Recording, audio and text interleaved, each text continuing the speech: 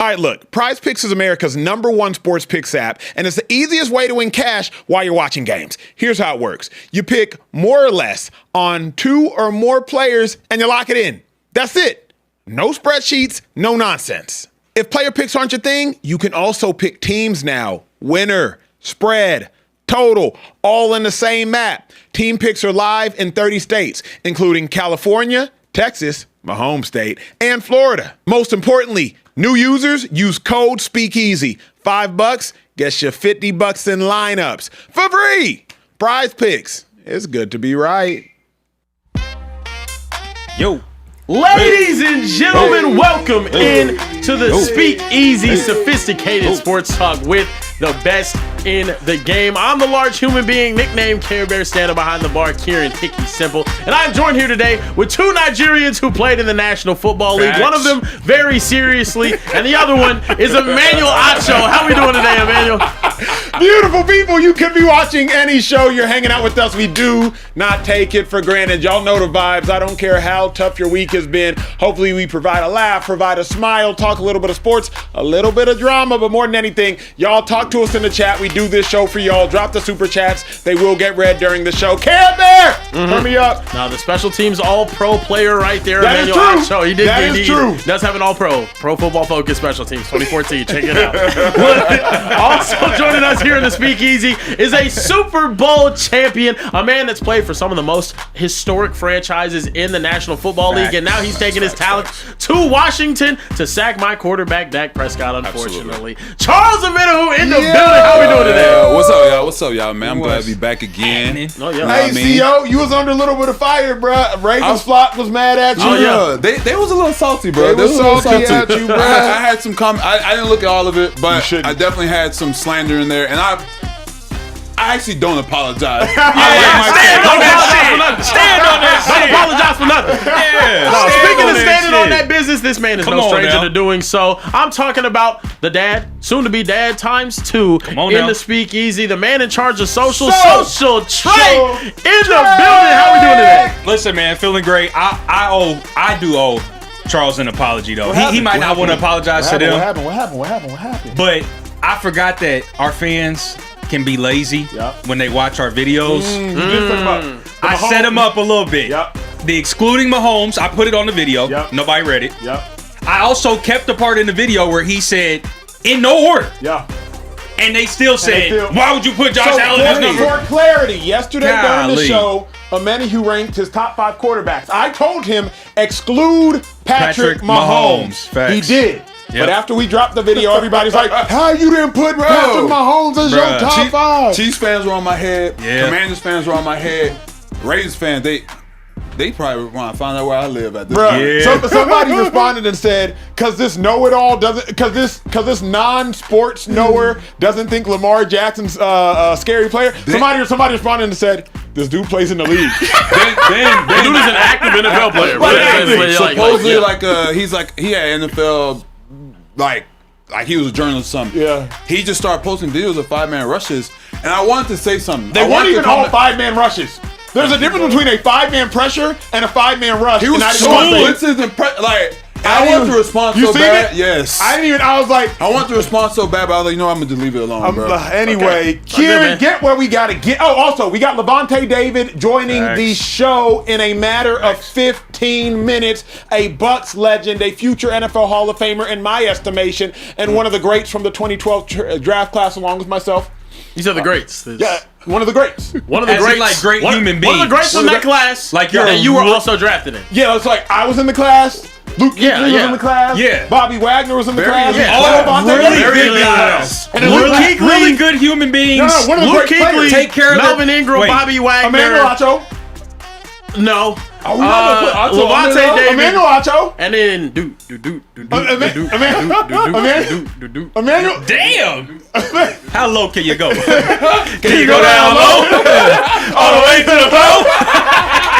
You go. We're gonna bring it to the. No, we're leaving it down there. Emmanuel Acho was down there. That's what we're Get it doing. going, G. Look, Get man, it we got a lot going. to talk about today. First, we got to start talk about the breaking news out of Jacksonville, Florida, as the Jags are officially making Travis Hunter a full-time corner. Hunter will have some gadget plays on offense, but no longer the 50-50 split he did winning the Heisman Trophy at Colorado. Fellas, are the Jaguars making a mistake by doing this with Travis Hunter? It is a brilliant decision by the Jacksonville Jaguars. With all due respect, Travis Hunter has all-pro potential at the cornerback position. He has all-pro and Hall of Fame potential at the cornerback position. He has elite ball skills. He has elite athleticism. He has really good hands. He can get in and out of his breaks, and he can play incredibly well in zone coverage. But as a wide receiver, I always thought Travis Hunter was a good to really good wide receiver, but not a future Hall of Fame caliber wide receiver. He's a future Hall of Fame caliber defensive back, people, coached by one of the greatest defensive backs of all time in Deion Sanders since Travis Hunter was a kid coming out of high school. So that is the position Travis Hunter needs to be in. If you want to see how Travis Hunter will be utilized, go back and look at how Patrick Peterson was utilized his rookie season.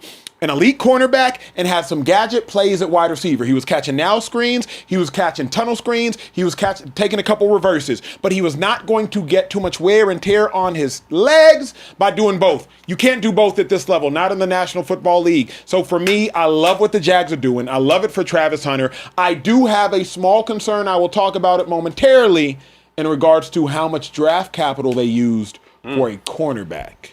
Yeah, at first, I was going to disagree with you until you did say, okay, you brought in the gadget plays. Yep. You brought in that kind of stuff. I would say, bro, I would have put him at receiver.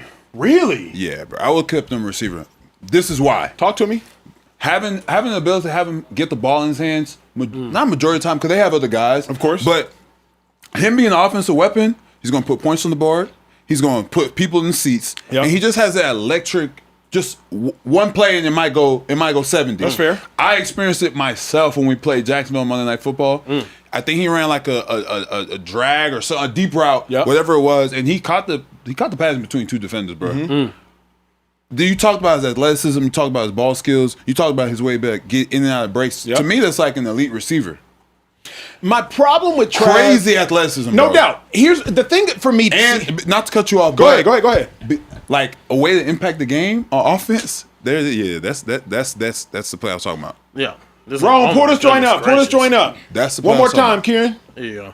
So this is Travis Hunter. It's Monday Night Football, Charles? It's Monday Night Football. Not sure why you didn't sack the quarterback. Anyway, I digress. Travis didn't get sacked in this game. Not here, though. Not here. Was that a loaf by Omenihu? This is not an Omenihu. You see him? That's him right there. That's him at the 20. That is me. At the 16. That's him. Okay, yeah. The 16. One of them two. Oh, no. Yeah, you were back there behind the play for sure. Gross. Anyway, I digress. You know what I mean? Here's my thing, though, CO, is he's not, to me, a natural wide receiver. He is a great wide receiver because he's a freak athlete and he has good hands. But there are just some dudes, like Justin Jefferson, just some dudes that they're just natural receivers. Let's talk pass rushers for a moment. There are just some dudes, Jared Allen. Right. Jared Allen, just a pass rusher. Right. Von Miller, he just a pass rusher. Absolutely. Some dudes, Miles. respectfully, Myles Garrett, Micah Parsons, freak athletes. Right. And they could be Hall of Fame freak athletes, but freak athletes. Then there are some dudes that are just technicians. You watch them two-hand swipe and it's like, oh, you were born to do that. Right. Travis Hunter, to me, is not a natural receiver. He's a freak athlete. That's why he can get busy at wide receiver. He is a natural corner. A natural, like, all day, was born, popped out the womb, ready to backpedal. Like, he's a natural corner. That's why, to me, I love him at CB. Yeah, I mean, no, he's definitely had really good cornerback reps. Here we got him going against Hollywood. But I don't know, bro. I'm just all about where is he going to make the most impact? Yep. And I honestly, they probably got scared because he did get hurt. They didn't want to do the kind of the 50-50 split. And you did make a good point about it. That's just a lot of wear and tear on the legs. A lot of wear and tear, G. I would have said, listen, put him a receiver, and maybe on defense, third down, hey, man-to-man, you and him, that's it. But either way, you can't go wrong because you just say, put him at corner and then give him some gadget play. They did say that. But I just feel like it's going to end up being predictable. Oh, Travis in the game. Watch out for Travis. You're not wrong. Now, let's move the conversation a little bit forward. Here's the biggest concern for me, Kieran, is y'all got to remember, they gave up 2 first-round picks, if I'm not mistaken, to move up in the draft to get Travis Hunter. Travis Hunter is a phenomenal cornerback. Derek Stingley wasn't 2 first-round picks. Pat Surtain wasn't 2 first-round picks. J.C. Horn wasn't 2 first-round picks. So, to me, now if you're only using him at cornerback, though I do believe he is a all-pro talent at cornerback, now you have to retroactively think and say, wait a second now. We done gave up 2 firsts? Right. 2 firsts? Yeah. For a dude that's only going to play one position, and say he has the greatest cornerback season ever. That's 6 pick sixes. That's what Deron Bland had. Like, say he has the greatest ever. That's what I was talking about. Like, okay, now you've kind of lowered the impact level that he can have in the game, unless put him back there at punt return. That's what. Then okay, now we can shake it up. Okay, don't be on offense, be the punt returner. Yep. Well, which is a Patrick Peterson thing. Remember, Patrick Peterson made All-Pro his rookie season as a return specialist. Then he made All-Pro as a DB for 7 consecutive years, and I think first player in NFL history is like 8 straight All-Pros as a DB, if I'm not mistaken. He was a dude. That's who Travis Hunter is to me. Well, I'll throw this in there though. The highest taken corner in the last 10 years, other than Travis Hunter, would be Derek Stingley. Yep. Those 2 guys have the most ball skills out of anyone that we've seen play the corner position at the college football level in the past 20-some-odd years. Probably since Charles Woodson, if we're really talking about it. I think there's a situation now where, yes, you don't trade up from 5 to 2 to take a guy that you think is a two-way player that's going to end up just playing one way after one season. I think the trading up is the issue. I don't have a problem with him being the second selection, though, because I do think he is that talented if he is just to play corner. Right. He is one of the freakiest athletes we have seen at that position. He has ball skills. Him now being a corner, he has ball skills better than anyone else at that position in the entire NFL. Trayvon Diggs. Don't disrespect Trayvon Diggs. Are you out of your mind? Ball skills. You didn't say ball skills. I'm talking about what I've seen Travis Hunter do. Don't disrespect I'm talking about low red zone. I don't even like Trayvon Diggs. I'm talking low red zone fade balls. I'm talking about crazy ball skills. Don't disrespect Trayvon Diggs. You got me defending Trayvon Diggs. Why would I disrespect someone that plays for my team at a high level? I'm not. I'm not disrespecting. Travis Hunter has some of the best ball. Same with Derek Stingley. I think Derek Stingley, Trayvon Diggs, him all in that same category of elite ball skills at the corner position. I think he's a guy that if he really locks in and focuses, this guy is a top 3 corner in the NFL if he gets it going. He can be. Here's my problem. He can. Here's the problem. Hold on. I'm saying his ceiling is that. I'm going to say it right now. But here's the dilemma, right? Pat Surtain and Derek Stingley are 1 and 2 for the foreseeable future. Says who? Says their game. Have we seen Travis's best game? Have we seen Travis's best game? Even if Travis, but here's my point. Travis Hunter, Derek Stingley are chef's kiss. Prototype of prototype. No, they've done it. Okay, yeah, they've done it. You said Pat Surtain and Sting. But Sting, were you saying this about Sting going into year 2? No, you weren't. Well, we knew Sting. Remember, we know Travis Hunter. But the thing is, Sting was playing corner, and that's what he was going to do. Yeah, that's true. You know what I mean? Like, so that was supposed to be the case for him. This is really you could really say this is Travis Hunter's rookie year all over again. Yeah, because he's going to play one position. He's only going to play corner, and he gotta be a dog at corner. Like, has to like, be. He has to. In my mind, he probably has to make All-Pro this year, which is incredibly unfair for Travis Hunter. Quinyon Mitchell did it. Cooper DeJean did it. Cooper DeJean's playing nickel, bro. Sure, but Cooper DeJean did it with the likes of Jalen Petrie at nickel and Derwin James at nickel. So if Quinyon did it, and Quinyon was the 27th overall pick, you got a point. Like, he has a point, bro. You can't draft a dude at number 2, trade 2 firsts for him, and him be a Pro Bowl corner. He has to be an elite corner.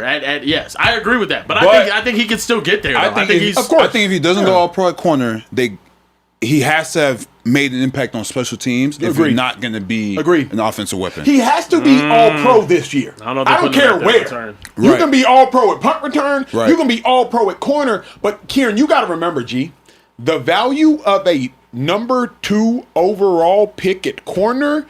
I think Charles Woodson went number 2, right? Maybe. I think like Ryan Lee. No, Manning went 1, and then I think Woodson went 2, and then maybe Ryan Leaf went 3, something like that. He went 4th, actually. Okay, so bro, the top 5 corners that I can remember. There's Sting. There's Travis Hunter now. Did Pat Pete go top? I think he went 7. Yeah, I think Pat Pete went 7, bro. That is a lot. Positional value is crazy. I think the only reason why. Let me not say the only reason why he went number 2. But a big thought process that Jacksonville Jaguars had was playing both ways. You know what I mean? So, like, now that they kind of got scared, bit their tongue, because in the press conference they said that he was gonna play both sides. Now that they got kind of scared because he got hurt and they don't want to get another season where he's injured. Which corner? Jeff Okuda, who's also taking third. It's my dog. I know. I love Jeff. Shout out South Korea Prairie. But Denzel Ward, fourth. Dog. Fair. Jalen Ramsey, fifth. Extremely fair. Patrick Peterson, fifth. So those are the guys that you're telling me he can't be in that category? Hold on. In terms of talent, he's there. So but here's the problem. He better be as good as Denzel Ward at least. Okay, well I'm saying Jalen Ramsey's a first ballot. Patrick Peterson is a first ballot. Should be no ballots. Pat P should just be in the Hall of Fame right now. Yeah. He better be, because I don't think Denzel has an all-pro. Now, Denzel's a really good cornerback. Hard for me to say elite, just because I think elite is D-poise like Pat Surtain and Derek Stingley. But Denzel Ward is no. What you gonna do now? The Denzel Ward slander, How's that slander? Not elite. How is that not slander? Elite? A guy's not elite and now it's slander? Denzel Ward's elite. Denzel Ward is elite. Then what's Pat Surtain? God? He's elite. They're elite. You can't call them the same thing. He's Find in a different word. So look, if Denzel Ward's I'm elite. looking. Okay, you have What first Steelers ballot did Hall when of they Fame level literally talent. we're throwing it to you every single play. So And he was like, the shit got denied every single play. Surtain, Stingley, first ballot Hall of Famers. Elite. Denzel Ward's still a Hall of Fame level talent. He is talent. He plays for the Browns. Denzel Ward is cold as hell, by the way. He's cold. Cold as hell. He's cold. He is cold. Does he have an all-pro? He's still in the Does same. he have an all-pro? Can we look it up? I don't know if he has an all-pro. It's hard to get an all-pro. Bro, but all Cleveland.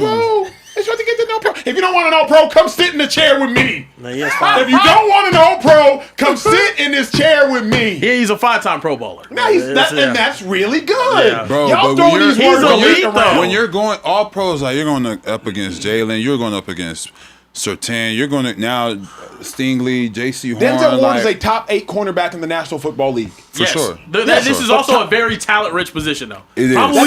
Probably the most talent-rich position in the NFL. That's fine, but I can't call. And here's my problem, T.O. Here's my problem. Can I preach? Yeah, please, absolutely. Please the problem is not with you, Charles. It's not with you, Kieran. Good.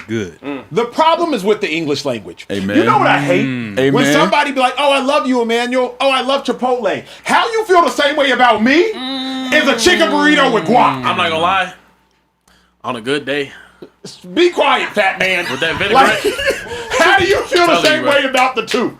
You can't call Denzel Ward and Pat Surtain the same word. Maybe there's not enough words. Maybe there's not enough words in the English dictionary to give praise without it being like levels to it.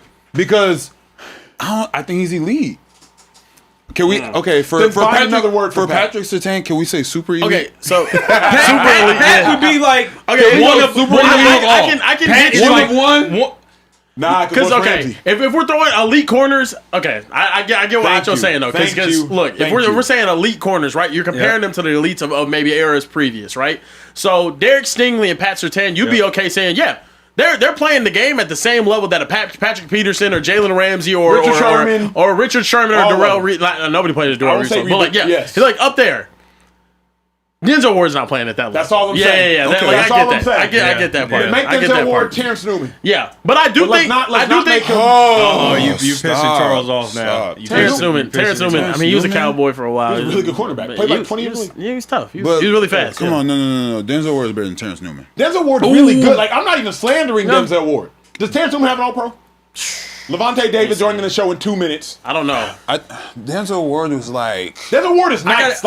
Please do not let this come off as Denzel Ward slander. Terrence Newman, though? No, he does not. Yeah, he's better than Terrence Newman. Yeah, he's better than Terrence Newman. I was about to say, that might be a bit of a stretch. Yeah, but I got to ask you a question, Acho. That was my own. Yes, sir. Is his draft position holding too much weight given that he's been repurposed? Because we've talked about Fernando Mendoza, who's going to go number 1 overall. Yep. He's not going to be a number 1 overall worthy pick, most likely. That's true. In terms of his, his cohorts in that realm.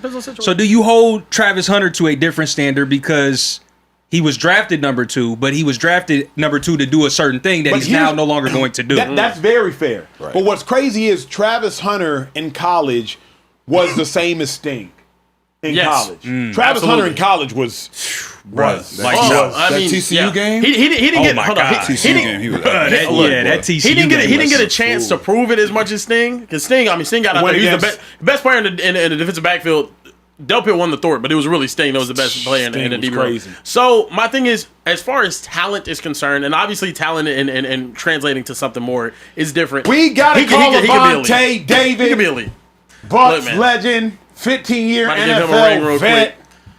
You never know who you're gonna get. You never know who you're gonna get. You never know who you're getting. Philadelphia fans like amazing guests on the Speakeasy. Cover your ears. Come on now.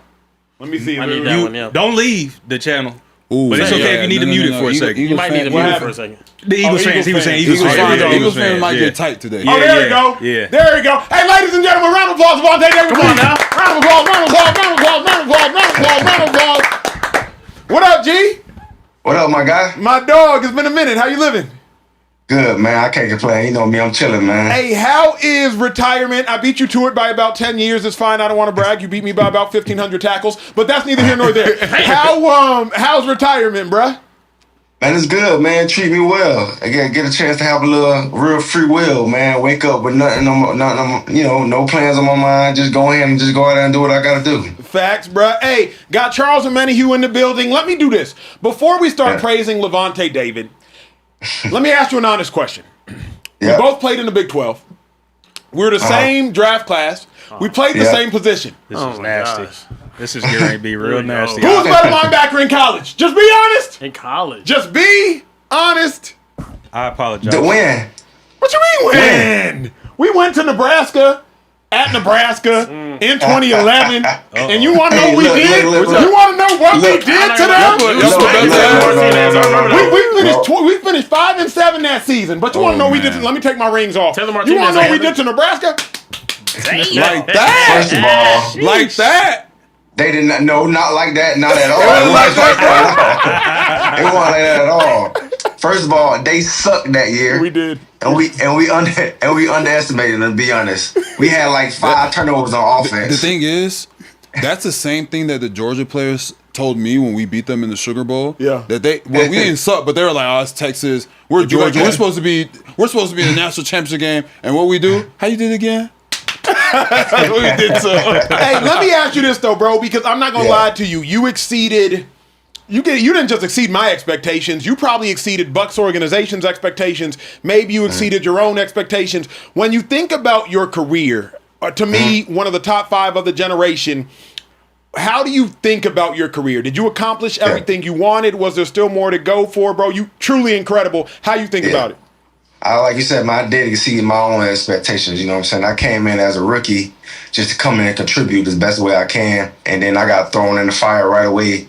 I became a starter since day one, and then from that point on, it kind of like clicked in my mind that, I could play in this league a long time. And all I did was just stay disciplined and focus on what I can do, man. And I haven't really took a chance to, while I'm in the game, I never really, getting all, the credit, the pub or whatever. I never really, got a chance to sit back and watch. But now that I'm out, I'm not mad at myself at all, man. I think I did more than I wanted to do in this league, man. I accomplished some great things. I'm tied Derrick Brooks for the franchise record and tackles and I at the team and the organization. So I'm happy with that, man. I'm not people been saying, man, you should go back one more year just to break the record. I'm like, nah, man, you have no idea where I come from, bro. I never expected to get this far, and I'm satisfied with that. I'm good with that. That's Derrick Brooks, man. I ain't tripping at all. Hey, why did you hang it up? Some people say when you thinking about hanging it up, that's when you know it's time to hang it up. CO's going on year 8. Year 8. Yeah, year 8. Why did you hang it up? Because you still could have played at an extremely high level. Yeah, I mean, the past 2 years has been on my mind, and then coming into this year was on my mind more than normal, because I came to the season with a bad knee, and I actually didn't even work out until a week before I had to report for training camp. Wow. So I was already behind on that. So I wasn't in the best shape, so I had to work my way up, and then had to play through the season, try to play at a high level to my standards and my expectations. And then throughout that, I'm just thinking yeah, man, it's probably time for me to, hang it up and, just move on. I'm kind of cool where I'm at in my career. The league did me well. And coming to the off season, it was a thought of maybe I may come back. Just thinking about it, they threw it out there saying they want me to come back. They was willing. They was open for me to come back. And when I got home this off season, I got a little time to rest and relax and really just, ask myself, what do Lavonte want to do? Yeah. And, for me, when it's off season, I gotta have a plan. Like I gotta know what I gotta do right away. But once I kind of like hesitated and didn't really know, that's when I knew like, yeah, maybe it's time for me to give it up. And I want to first of all congratulate you, bro, on a 14-year career. Crazy. That's elite, bro. Like my homeboys tell me like I'm going to year 8, and they like, man, you kind of getting old up there. I'm like, bro, I see guys doing 14, 15. I just seen Big Trent. Trent said he gonna keep going. You know what I mean? So like, my question to you is what? I'm year 8, right? So not 10, not where you're at, but what did you do to kind of keep yourself? Because guys are coming in, right? So what did you do to kind of keep yourself ahead of them young guys coming in so that, because, bro, you know what it is, bro. They try and replace us. They start to talk about we old. So what did you do to kind of like keep yourself ahead of that curve?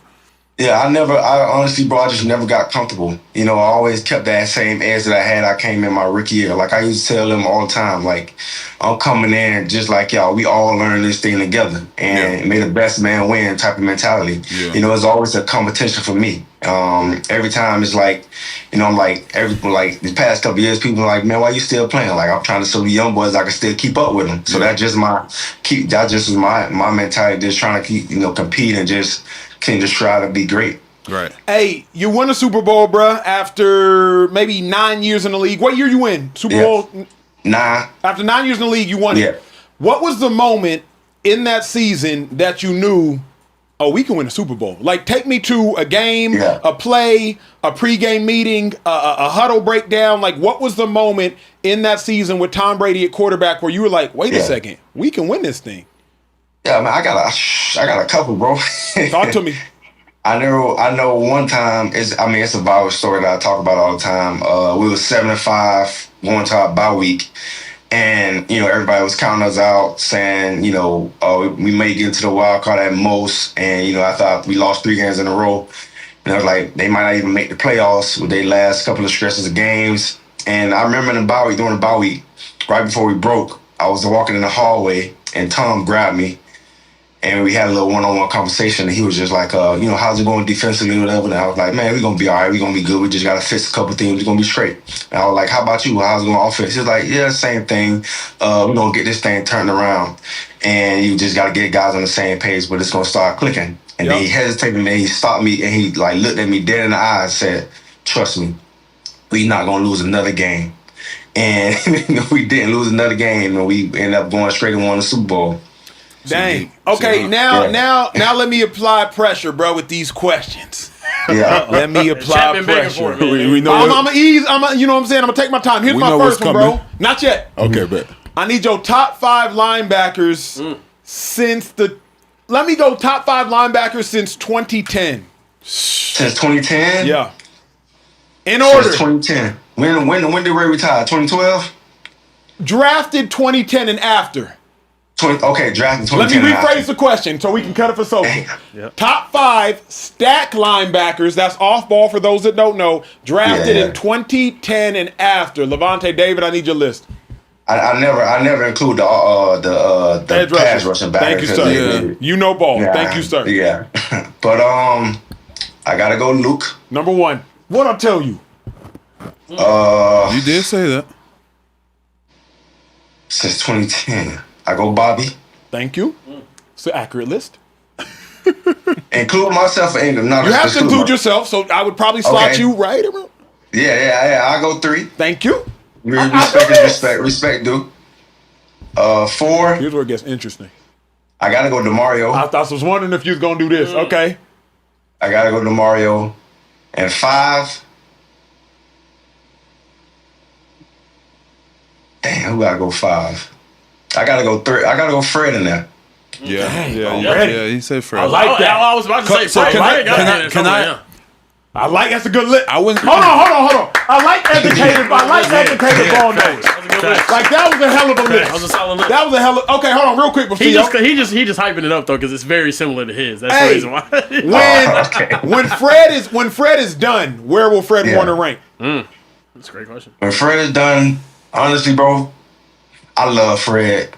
I love watching him. Every time they play, I love watching him play. Just because like he don't play live. He play on a different level than everybody, and I love that. Yep. And like when he play, like he attacked the football. I love playmaking linebackers. So I'll put him top 2. It'll be between him and Luke, honestly. It'll be between Fred Warner and Luke Kuechly when he's done. That's the fair. That's fair. Go ahead, CEO. I played with Fred, and I always tell people Fred the best linebacker I've ever played with, hands down, easily. Hey, speaking of people you played with, how about somebody you played against? Because you played against Jalen Hurts and won a Super Bowl. And Lavonte played against Jalen Hurts in the playoffs, and they beat the Eagles. So, Charles, I'm not going to ask Lavonte that. Lavonte, you can mute yourself. Charles, what was your game plan when you were playing? Can I talk for a moment? What was your game plan when you were playing the Philadelphia Eagles? Which team? Which one? When they had everybody, how they're loaded now, currently, or you pick. I'll pick the most recent Eagles team. Go ahead, sir.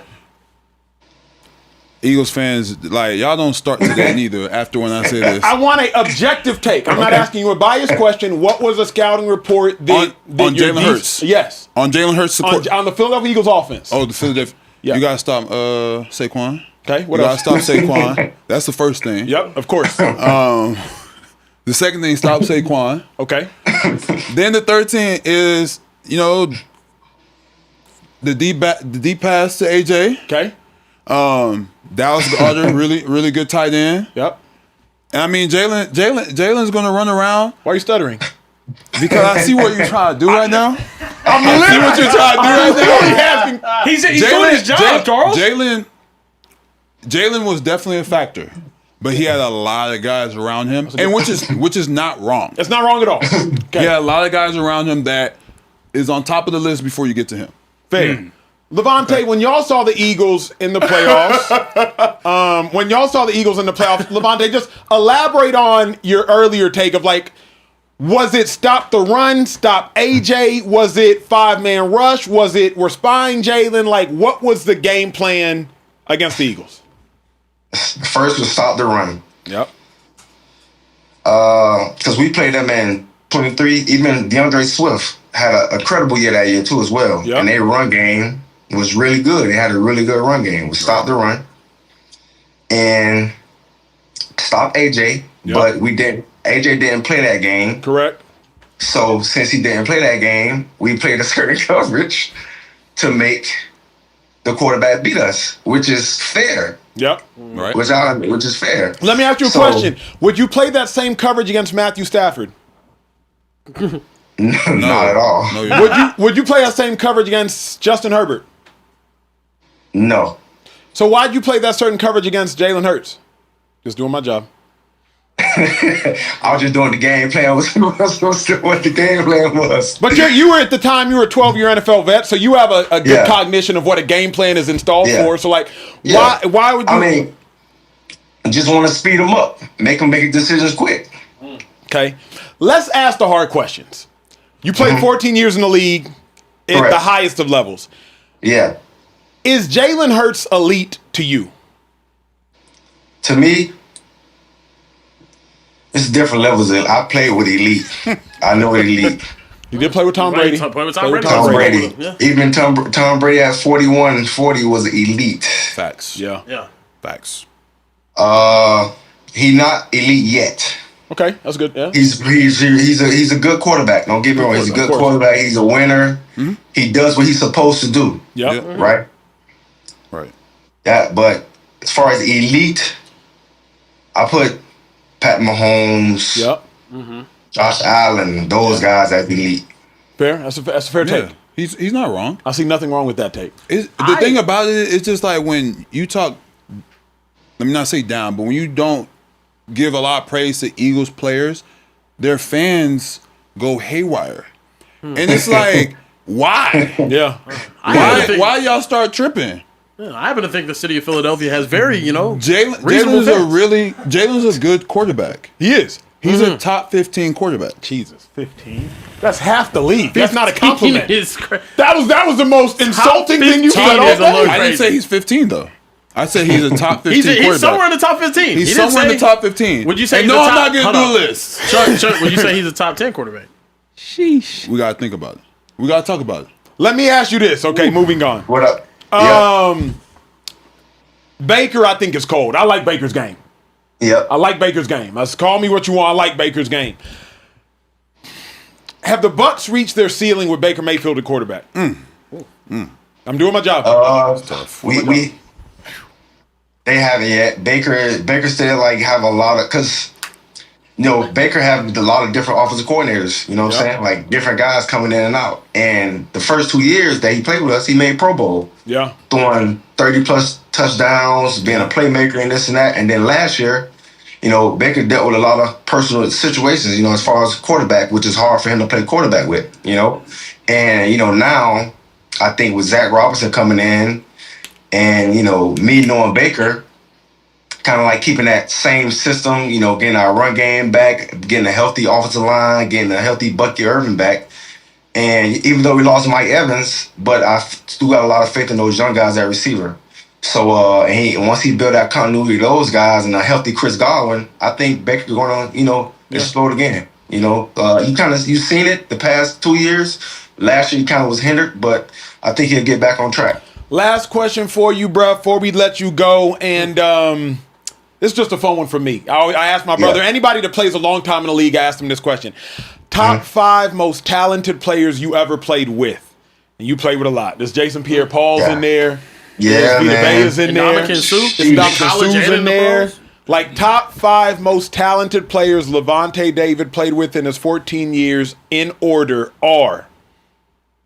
Top in order. 1 most talented. Golly. Do we gotta be in order? Gotta be in order, sir. All right. I'm gonna go 5-1. Say less. 5. I'm gonna go Mike Evans at 5. Okay. We starting strong. Right. Starting strong. We starting with Hall of Famers. That's a good thing. Right. Yeah. 4. I'm gonna go Vita Vea just because, dude's a big old dude, but he can move, man. Yep. Like he can 100%. move. Like he can move. Yep. Don't forget you played with Antonio Brown. Go ahead. Keep going. Yeah. I'm getting there. Go ahead. It's not my list. It's not my list. I'm getting there. Not my list. 3 as far as talent wise, bro. And he don't get a lot of credit, but he should. But Brent Grimes was a talented dude. The DB. Wow. DB Brent Grimes. Damn. He was like, That's out of left field. That's out of left field. that's out of. I haven't heard that name That's in a not while. out of left field. It's out of the ballpark. Yeah, That was out of the country. Yeah. But we do know Brent Grimes was a good player. Yes. Okay, cool. But he just talent wise, like Brent didn't even Talent-wise, stretch. Brent didn't stretch. I'm gonna tell you like that right now. got you. He's one of them. Yeah. Okay, say that. We have Pop 2 up more out the spots. bed. We have, for clarity, we got 2 more spots. He also played with Jason Pierre-Paul. He played with Ndamukong Suh. Played with Tom Brady. Played with Antonio Brown. Played with Rob Gronkowski. Played with Leonard Fournette. Played with Shady McCoy. Most of these dudes are older whenever you play with them. This is true. Go ahead. 2 more They spots. was older. Yes, sir. But 2 and 1 are 2. 2. I'm gonna go AB with 2. Okay. Yep. Yeah. Yep. Have to. I gotta go AB with 2. Like AB was one of the most hardworking, non-stop guys I ever seen in my life. And 1, I'm gonna go Tom Brady, even at 41. That's crazy. I like that list. I really just wish AB just would just chill. I like that list. Lavonte, bro, appreciate you, bro. Hell of a career. We gonna keep tapping in with you during the rest of the offseason and in the next season, bro. Yes, sir. Appreciate y'all boys. Hey, round of applause. Round of applause. All right, G, I'll get at you. My dog. Is he talking about the same Zach Robinson, Oklahoma State Zach Robinson? He didn't mention Zach Robinson, though. No, he did. Oh, no, I was coordinator. Yeah. Oh, yeah, of course. Wow, I didn't know he was coaching now. He was the OC for the Falcons last year. Yeah, he been Really? Yeah. Oh, yeah, I did know that, actually. he was OC for the Falcons that's crazy. last year. Shout out Zach Robinson, man. That was I like that conversation. Do we have any super chats, sir? We do have some super chats. I'm screen recording at the go ahead. moment for the Hey, interview. in the meantime, Central Cast. Oh, man. Central Cast. Y'all know in the Speakeasy, if you spend $200 in super chats in one day, you can send in a video and quite literally be a part of the show. Yeah. Yesterday, This is true. Our awkward cousin, if you will. Yep, that's a good way to Our put awkward it. cousin in the cousin. super chats, Yeah. Central Cast. If y'all watch the show, y'all know Central Cast being the super chats. He spent $200, so we sent a video. Viewer discretion is advised. Awkward cousin cast. Yeah. Hide your loved ones, cover their eyes. Maybe turn down the volume if you have to. Yeah. Unfortunately, I am obligated to play this video. Yeah, If I was against not our own obligated, will. yes. Yeah. Like it's in the Speakeasy code of conduct. I must play this video. With that being said, I apologize. All right. Fuck. I don't need that. Job application. No. Carebear nicknames.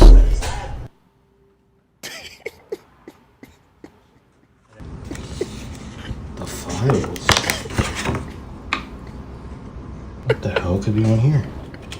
What the fuck is this? The unreleased files? Man, what the fuck is this? Is this Acho tooted up? No. Yo. Come on, bro. Not Carebear getting back. Whoa! And he got him tatted. What the fuck? Big Terry on the jail neck? with Big Terry. Oh my god. Is that nigga in 1920 as a middle schooler? Bro, what the fuck? And social shit. Man, never get out. Insane. I would like to thank Acho, Emmanuel for making this amazing show with TJ, Shady, and Carebear, of course. Obviously, I have to give the biggest shout out to Social Trey. He's the voice of the people. He gets a lot of shit for not reading some people's super chats, but you know, it's much love over here. We always support him. And Carebear, as much as I roast you, you're one of the best and one of my favorites on the show. Keep it up and keep going after your career, man. Every time I see you anywhere, TikTok, Instagram, you're going up in the world, man. Acho, you may have bad knees, but you sure know how to talk your ass out of everything. Keep it up. Like I said, much love. I wouldn't be having this show without you guys, and I wouldn't be having these crazy ass ideas without you guys. You guys have a good night. Wow. Was that wholesome from Central Cast? That was I'm clapping up for the end of that video at least. I guess so. Yeah. All right, man. Yes. That was something. That was That crazy. was a production. Bro. That was like production. Creativity. I appreciate the editing that took place there. I appreciate, you know what I mean, the well-crafted video. I think the craziest That was one wild, was though. That was you, crazy. Acho. Bruh. With your legs up like that, bro. Yeah. Nah, Tooted was... You haven't even seen the worst of Central Cast. No, Central Cast Cast has a Kieran Mariah Mills edit that almost got him banned for life. Yeah, he's a demon with the AI, bro. Yeah. It's I'm actually So terrified to be the raising two AI daughters. is his specialty. Oh yeah, for He sure. loves the AI. He also wanted me to tell you, Acho, that he made that whole everything in 30 minutes, and he's submitting that as his job application. So, when you're no longer funding the show out of your own pocket, and we're actually, Central Cast would get us fired in half an episode. He get us demonetized very quickly. Cancel. In half an episode. We And get this is only my demonetized very second quickly. show. Yeah. And I know that Central Cast, you would get the Speakeasy show canceled. shut down immediately. For sure. I do have some super chats. ahead, We Jay. got some heavy hitters in the building tonight as well. Listen, Mike Nato, I'm sorry, said, first of all, I love the show and only been watching for a month. Shout out to you as a new out to follower. you, G. We appreciate that. I look forward to watching every episode, and it helps me escape reality. Acho, you're great, but ever since I've been following you on PrizePicks, I've been catching nothing but L's. Lock in, brother. Bruh. Look, give me my one shot, bro. My one shot. Come in tight. Come here. You're not, bro. Stop It was, stealing his bit. Dude. No, it was a tough day for me in PrizePicks. Oh, wow. Bruh, it was a 10K day. Ooh, 10K? Not in the best way. I have a ticket out right now that might redeem me. Okay. And if it does, I will let y'all know. But I apologize for the losses. Here's what I know, though. There are a couple laws that I subscribe to. The law of gravity, Yeah. Love that one. but more than anything, the law of averages. So the facts that I took an L, Yeah. Means. I'm about to take a dub. No, facts. Okay. All Facts. right. Go ahead, Trey. Now let me just get this out there and open because I know our audience is going to want to know. Go ahead, sir. Since you've made your profile on PrizePicks private, you've had, public, you've had loss after loss. Some may speculate that maybe you're in cahoots to line PrizePicks pockets. Now, can you just negate those rumors? Just right here, right now. Just tell us, is there any truth to that rumor? I lost 10K today. Can't be in cahoots. Sorry, that's not. So I'm there- a Nigerian. I don't Okay. do bad business. Okay, all right, cool. Yeah. Just I making do sure business. because they're going to ask. And the 10K as loss? social, I have to ask. So As a Nigerian? No. it's over with. Listen, our guy Benjamin Todd, B. 5731. Shout out to B. Todd, said the Jaguars were a prisoner of the moment when taking Hunter. The hype That's around true. Hunter was the biggest reason the Jags moved up. They could have kept Pat at 5 and picked him. They traded with the Browns, who didn't take a CB or wide receiver. Jags jumped the gun. I will say this though. Hindsight is 20/20. Fair. We were sitting here saying like, oh yeah, well, immediately a year into it, Travis was going to get hurt, and then there's going to be a situation where he's taking 95% of his snaps on defense. Obviously, that'd be different, but we're saying that now versus what we would have had before. Travis Hunter stays healthy. Who knows? Maybe he contributes more in a playoff game, and they beat the Bills, and he makes plays on offense, and that gets them to a later round. Maybe they make the Super Bowl. You never know. You really never know. So to me, I don't like the revisionist history. I rock with you, B-Todd, but like I'm a big Travis Hunter guy. I think he's very, very talented individual, and. Hindsight's 20/20. It's easy to say that now, but at the time, if you really thought you were going to get a two-way player that was going to play at a high level, why not take him at number 2? Yeah. So, you only get one shot at something like that. Exactly. Listen, Taryn Smith, it's been a while. Shout out to all of our women regulars. She jumped in the super chats with 50 bones and said, as one of the resident lady regulars and a diehard Eagles fan, I'm not mad at the scouting takes, guys. That the guys gave and can receive the truth when spoken. I'm just tired of Jalen always being the topic of conversation. Top 15 is wild, Charles. That is wild. What you got to say to Taryn, bro? She said your top 15 take is wild. I said that he was a top 15 quarterback. I never said he was 15. I didn't say he was 14. I didn't say he was 13. Right. definitely didn't say he was 10, though. But you didn't say he was top 10. Because the thing is, once you start putting out top 10, top 15, now it's like, okay, where do you have him at? Yeah. You know what I mean? Like, I'm going to get put on the spot. Yeah. And then whatever I say will be held against me. But nobody made you say top 15. Yeah, top 15. You walked in that pile of shit on your own. Yeah. But that's okay. We'll keep it moving. Because our guy, Victor Mo Jr. jumped in the Speakeasy with a $50 super chat and said, question, fellas, off topic. How do we feel about the Department of Justice? The Department of Justice investigating the NFL about all those different streaming deals? Interesting. I don't think it's as bad as the NBA as far as all the different paywalls, but still, the NFL is the far superior product. It was interesting. I saw that this morning. Like, I don't know what to make of it yet. Kieran, you keep up with it? Why? I mean, my thing is, why the NFL, though, who has a baseline of streaming deals that they do for one-off events, right? Yep. So we'll do a YouTube TV deal at the beginning of the season. Yeah. We'll do a Nickelodeon deal a couple of times during the season, but it's also still streamed on the regular platforms. And then we'll do a Netflix deal on holidays. Yeah. Why aren't we looking to the MLB having their 30 different streaming deals with local and outs, like with deal with Fubo, there's Bally Sports, all these. Well, Bally Sports ended up going bankrupt, but like there's more to be figured out there. I think it was interesting that they kind of went at the NFL, but it's the biggest one. Yeah. We love the Department of Justice. We love the NFL. Yeah. Hey, speaking of Bally Sports, man, they owe me some money. Oh, wow. Yeah, I did some contract work for them, and then they decided to go bankrupt. So now I just get letters from the attorneys like, you could be, Oh, yeah, join that class action, brother. Bro, imagine the class action against Acho. Come on, now. Now we talk. Why would we put that out there? Come on, man. Now you cooking, brother. Come on, now. Yeah. Keep reading super chats. I knew you like to eat. I didn't know you like to cook. Tam Smith said, and on behalf of the lady regulars, thank you. What happened? What'd she say? I hate when y'all put me in these compromising situations. What'd she say, bro? And on behalf of the lady regulars, thank you for all this chocolate in the Speakeasy tonight. Very much appreciated. He's not talking about you. She's definitely not talking about me. So she's I can't basically even talking pass about me for and milk. you. She's probably just talking about you, Chuck. I'm not going to lie. I mean, as long as you... Well, okay, Lavonte Oh, and Lavonte was in here too. And Lavonte. But- First off, light skin. Uh-oh. Nigerian. Wow, I'm giving y'all props. Nigerian chocolate is a little different, so they probably see that and like... What's different about it? Hold on, we not being... Ooh, do y'all have your own chocolate like that's made in Nigeria? Yeah, No, I was about to you say, guys because do we what don't I do was divisiveness, saying. do we? I don't want no chocolate Let's have made an in Lagos. uncomfortable conversation with a pair of Nigerians. Let's have it. She pointed it Charles, out. what did you mean by that? I just think she likes what she likes, and Okay. and we're both Nigerians, so don't hate. Don't hate. Listen, Don't hate. I Can you keep reading super chat? Yes, I can. We got a couple more. I know we got to keep the show moving. Central Cat said, I just want the Speakeasy to know that wasn't the original video. It was slightly more crazy. If y'all want the full vid, join the Discord and send a $10 super chat saying you want. Now he's like soliciting his creativity in the Discord to try to make money Did off you hear of the it. last part, though? Acho gonna agree with it. He said, send a $10 No. super chat, and I might.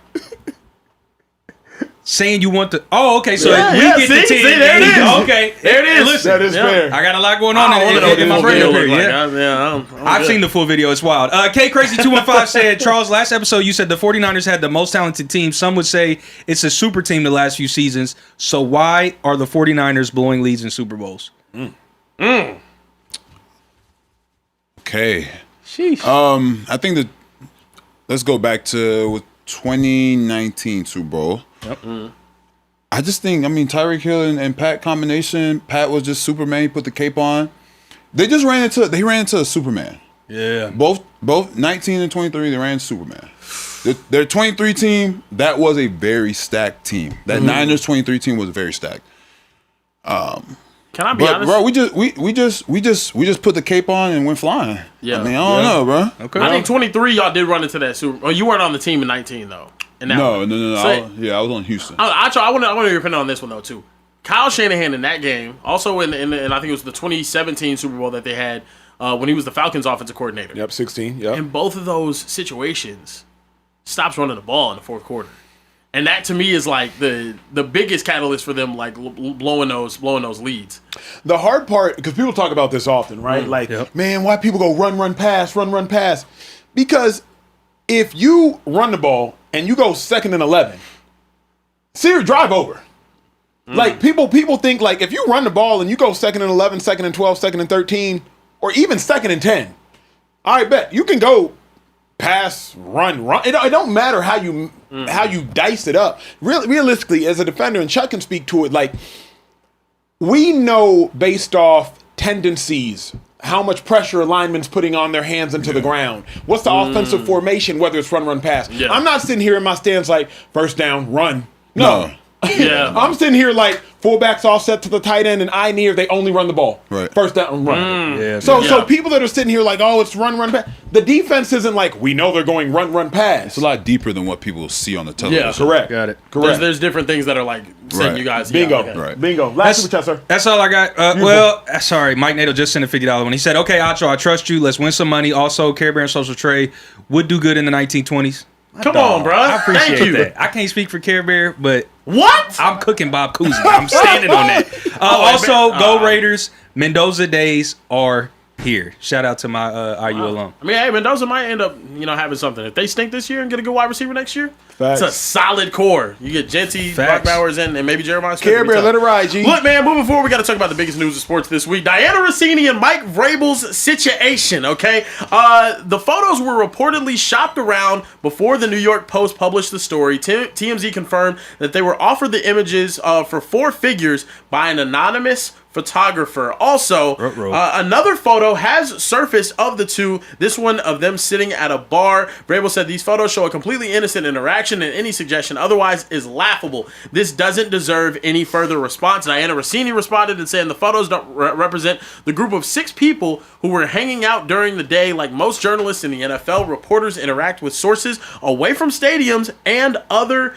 venues. It seems as if they're saying that this is just a platonic situation. Acho, you are the master of this type of situation. I mean, just extremely well versed. Ask the question. Dude, you are Just ask an expert of all experts. the question. Like if 33 The tackles- question! Adept. You're a Hall of Famer in this one. Like nowhere near like the NFL expertise. But anyway, Taylor, Acho, you can mute his mic. at Acho, any point. how do we feel That's about this crazy. situation and these statements?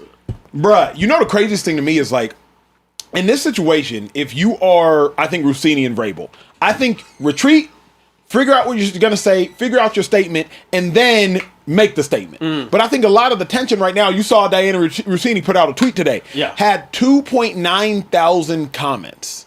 Jesus. Just 2.9 thousand comments, and none of them were in regards to the article. Yeah. Everyone was just spamming. Everyone was just memeing. Crazy enough to me, this hasn't blown over. Like, that's actually what's most surprising about this Russini and Vrabel situation is usually when something happens, there's 24 hours. Trey, you know better than anybody. You run social. Like, there's about 24 hours of, like, you are in the news cycle. But by the next day, something else has happened. The Bachelor has a controversy. Some NBA players significantly hurt. Some All-Stars out. Some NFL player might be in trouble with the law. But the fact that, like, this situation is really taking up the entirety of the week really speaks to whoever sold those photos and the timing of those photos, because this situation happened, to my knowledge, prior to March Madness, yet it drops in the middle of this dead zone. No March Madness. We're not in the playoffs or the play-in games yet. So to me, like, this was very strategic. Karen, Well, I think it's a very clear situation of obviously someone is out to get Diana Russini or Mike Vrabel. To me, it's interesting because the photos are taken from such a far distance away, like we talked about yesterday. Clearly, you were saying yesterday a PI probably got this. Maybe it's a photographer that was just looking for an inside scoop. Maybe this photographer saw them at Combine Week and saw, they're a little friendly. Maybe we should take a look deeper in to see if this is something more. Like I said, I not seeing them have kissing or anything more intimate than just a hand hold and then like laying next to each other, not holding hands or anything like that. I think it could just be a situation of them being friends, like them being friendly and whatnot. They like she's gotta be talking to this dude how many times during the NFL season, talking to coaches how many times. It might just be a situation where they're friends, guys. Why y'all looking at me like this? Yo, because you're wild. Bruh, people on Twitter have to be stopped. This was in the responses to Diana Russini's tweet today. Address me. Y'all are crazy. The elephant in the room didn't need to be addressed. But here's my thing. Like, Kieran's tripping though. You do. Go ahead, Kieran. I'm tripping. No, you could cook, but Kieran's tripping. Tripping on what? Saying that like interlocking fingers is not taking it too far as a married man and woman is insane, bro. I have several homegirls that I have never and would never interlock fingers with. Not even to pray. We're gonna do our normal church handhold. And we're going to get this prayer off, and that's it. We're not interlocking fingers. We're definitely not laying poolside topless, shirt off, love handles and all. And we're also not giving a two-hand pelvis to pelvis hug. That is not acceptable behavior for married individuals. That's your line that you cross. No, some things are objectively just wrong, bro. Or at least objectively questionable. I'll give you that. You feel me? Like, at least objectively questionable, because I think to Trey's point, it's like everybody gets down differently how they get down. But like, if you're doing it in private, then the question is just why. Yeah. So why not have just done that at the Biltmore Hotel in Phoenix, where all the meetings were taking place? Like, why not just lay out at the pool at the Biltmore? Because they're both on vacation at the same spot, and they happen to see each other, and it's like, okay, cool, what's up, dog? Why are we acting like grown folks aren't grown? Because that could really happen. They doing a good job of covering it up if they really are out there. Are they? They got caught. What the hell's good about this cover? Some weirdo took a picture from. But here's where you now become now wrong. He's a weirdo because he's doing his job. Here's where Kieran. Here's where you take pictures of people. Like if Acho told you right now, go take a picture of someone from 780 meters away. Are you doing it? But I quite literally would not be in this seat right now if I didn't take pictures of people. I was, am, and probably forever will be a photographer. Hold up. Without their consent or knowledge of you taking their picture. But that's the job. That was the job. That was the person was a spy. It's TMZ. I've never been paparazzi. I don't necessarily. Here's I think what we're omitting is they told them to go take the pictures, and there was actually a picture worth being taken. That's the math, Kieran. Like, you could be right until you got to exit right there. It's like, no, somebody said, hey, follow either Vrabel or follow Russini and see what you see, and you actually saw something. So if they was at the Biltmore, that's true. That's true. Feel me? Like, she doesn't. I'll be honest. Given the interviews that have come out the past couple of days, what interviews? Diana Rossini's interviews. I haven't seen. I'll pull up one of them. There's just numerous things that she said maybe about her husband on different. You said what? I don't like where this is headed. Yeah, okay. So there's just Taylor, numerous. what happened? They have a Super Bowl. No, I did things in Miami I haven't even told my husband because it's just I had that much fun. It was well, not like that, but like there was that comment. There was also another one where she said her husband was average in like a joking way about it and whatnot. Whoa. I think that? I think optically it doesn't look. Where is that video at? So look, this right here. There was also a comment that she made about her husband or needing a boyfriend. Someone average. I don't post a lot about them. If I was married to someone beautiful, I'd overpost too. That doesn't seem nice. That hurts. And they keep keying about it. But see, I have to agree. You're the married man. I am the married man. And I have to agree with Acho because I'll answer that in a second. But if the photographer was tasked with following, and he followed, and he got there, and they were sitting at the table with coffee and exchanging notes and looking like she was doing her job, he might have taken a picture, but she wouldn't have 2,900 comments under a tweet that has nothing to do with what she tweeted about because of this. You see what I'm saying? So I agree with your point wholeheartedly. Now, you said, what would I do if my wife was talking like this? Kieran, that's what you asked? If my wife was talking like this? Babe, you can't be in front of camera no more. We got to get you. Yeah, we got to take that mic. That mic got to be silenced, and we got to have a serious conversation about how you really feel about me. Because that is crazy. I tell my husband all the time that I need a boyfriend. Right. I've done things in Miami that I don't want to talk about. Maybe that. So look, this is my thing. Maybe that's the dynamic. It can't be. Maybe she can't be because if it was, she would be more forthcoming with this. She would be transparent about it.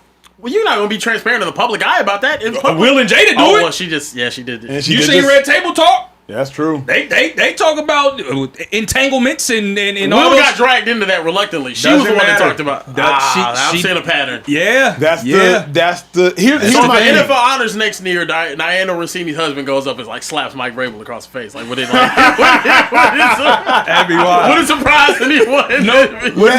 Let me ask y'all this because y'all have been. Not on Twitter longer than I have, but like as a fan, is whatever. It's running social. How do y'all think Russini resurfaces or should? Like social trade, let me start with you because you be running socials. Like, what is the best way in your mind for Russini to resurface? Ooh-wee.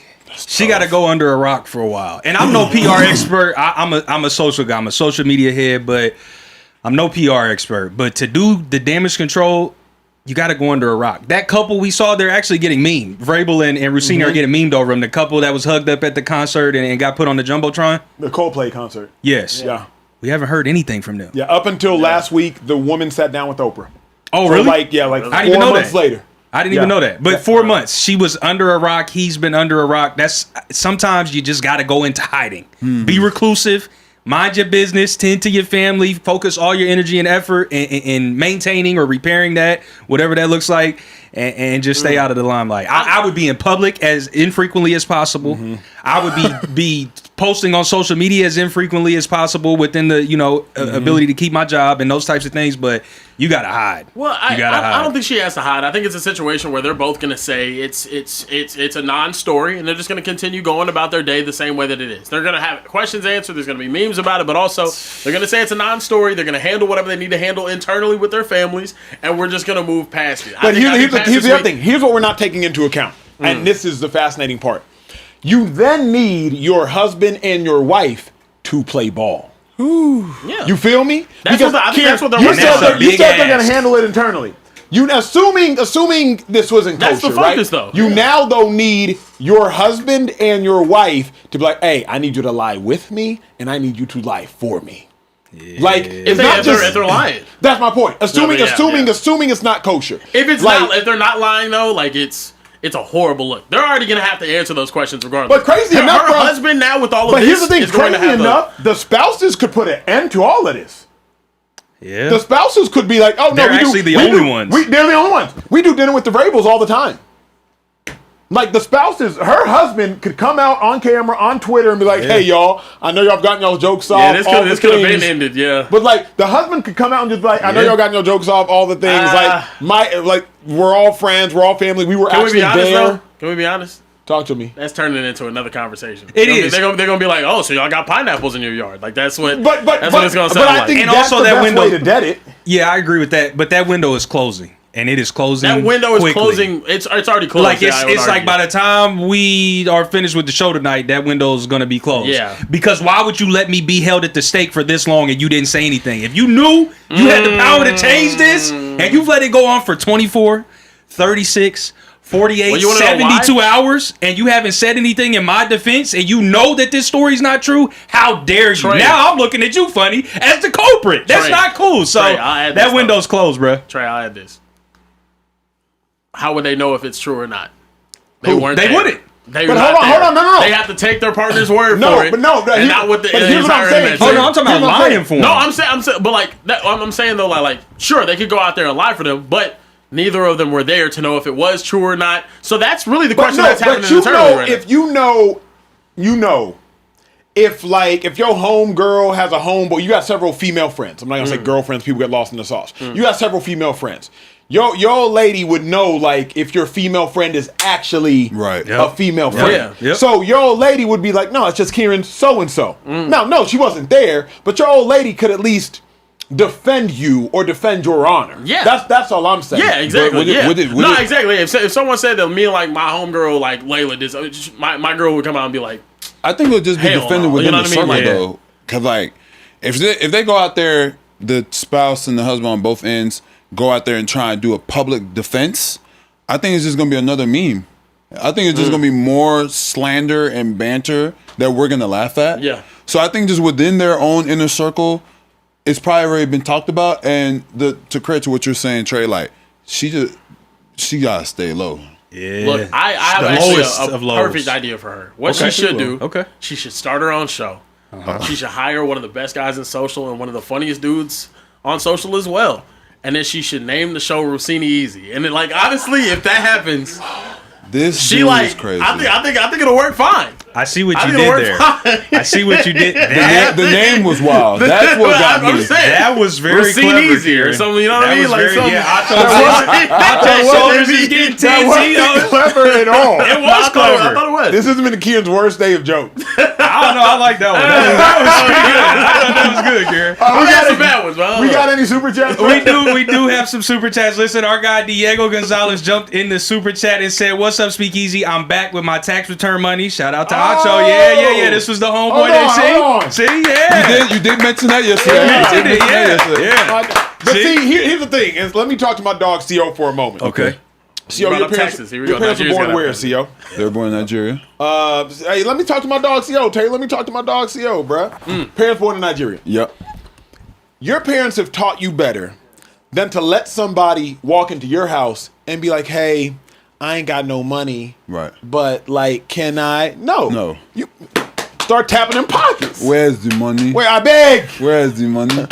So, Trey got played yesterday. Okay. Because Diego came in here like, hey, it's been a hard couple months. Can I just drop a super chat for free? Man, can't do that for free. What is free? Trey was like, okay, Diego. And I said, I beg. Where's the money? Everything costs. Everything costs, Trey. Now, that is one perspective that you could take on it. Or one could say and argue that because I read his free super chat, that he appreciated and admired that so much that he doubled back and sent a $10 super chat and said, "What's up, Speakeasy? What up, Diego? I'm back with my tax return money that just hit. There you go, Acho. Now you can sleep in peace and leave me the hell alone, quite frankly. Knowing you got some funds out of me. Anyway, go Cowboys. And Dak Prescott is the GOAT, boys." Golly, man. Wow, he took that super chat. It's a big delusional Cowboys fan. Yeah. How about them Cowboys, baby? When you said big, when you said big, who did you? Yeah, who you? Can you put a name on that specifically? Hey, bro, what are we doing here? I'm asking. He said there's some big delusional Cowboys fans. So I just was wondering if he was talking about the one closest to him or the super chatter. I didn't know. No, I was talking about the super chatter. That's not possible because you would have used one big. You said big. Clearly, you're talking about Kieran. Like one big is 300 pounds or less. Whoa. When you start to get above 300, now you're big. Hey, you got a homegirl? Yeah, but she big. Like that's now. So now you're talking about Kieran. So I know you're talking about Kieran. It's fine. Shots fired again. What's wrong with this dude? That is crazy, bro. You literally kick off the show, kicking him while he's down. Okay. Listen, Tara Smith dropped another $20 super chat. Girl, you got money. I ain't mad at you. She said, to clarify, I was referring to Acho, Charles, and Lavonte. So all three of y'all, not just the Nigerians. So let that ego and all that big-headedness please go to the wayside. Did she write that or you just saying no, yeah. She said it all in her super chat. Yeah. No disrespect to Social Trade and Carebear, but yes, I like what I like. Nothing wrong with that. It's okay. Yeah, preferences are okay. It's starting to get a little late. Where's she at? She might be on the song. No, he took off the glasses, lowered the voice, and started. I'm just saying. Bro, licked his lips too. Oh my God, what's wrong with this dude? My boy in a drought. I know a drought when I see one. He has no idea what Tara looks like. He heard she got a little bit of money. She done dropped 4 super chats tonight. That's all he heard. Nigerian He got the sweat under his arm Nigerian men do like women with money. Hot under the collar. I was saying Panties got wet. I was saying she gotta stop super chatting before it gets wild, bro. Oh, okay. Yeah. Because our super chats are getting more and more risque. Oh, okay. I thought because you was ready to, Now you might feel like you want to tap in. No, I'm saying she gotta watch stop super chats. She on the sauce a little bit. Them super chats getting a little more and more. Yeah, promiscuous. Okay, Exactly. all right, understood. Listen, I get a couple more these $50 ones out of here before we got to keep it moving. Benjamin Todd. What up, B Todd? Our guy B Todd jumped in the super chat and said, if these players have an open marriage, cool with that. That's their relationship. As for TMZ and any photographer or paparazzi, you kind of have to sell your soul to invade people's privacy for a sum. Again, I have no judgment, no crimes committed. That's why you saw the ambivalence on my face when Kieran asked me, like, you doing the paparazzi? Nah, I can't. I can't cross that line. I value my privacy and personal space too much. I wouldn't impede on anybody else's. What's an ambivalence? That's a good word, right? It's a good SAT word. It's one of my favorite words. Thank you. Karma Popcorn. Yeah, come on now. Said Denzel Ward was drafted 4th overall. Thank you for sending $10 for something we looked up on Google for free. We love that. And the last one. He sent it whenever I was asking the other guys that got drafted. Yeah. But we were going to get there eventually. We didn't need the $10, but we'll take it. And last one I got is from Shannon Wilson, 4776. Just sent $20. Spirit Flow, our guy in the back, said, well said. She didn't say anything, so. The same woman. Different woman. Shannon Wilson sent two $20 super chats, didn't say anything in either one of them. Hey, the ladies in the Speakeasy. Charles joined, and then now Charles done brought the. You know what I mean? The women regulars out. Like this, yeah, they like what they like. You feel me? All right. Kieran, can you get to the next shot? Keep that camera on your boy. Keep that camera on your boy. They like what they like. Next topic. I feel Look, y'all. man, we got to keep it pushing. We got to talk some NBA. Joel Embiid has been diagnosed with appendicitis and will be undergoing surgery this afternoon in Houston, Texas. The 76ers announced. Is Joel Embiid's career at this point, after this injury, a long list of injuries, has his career been a disappointment?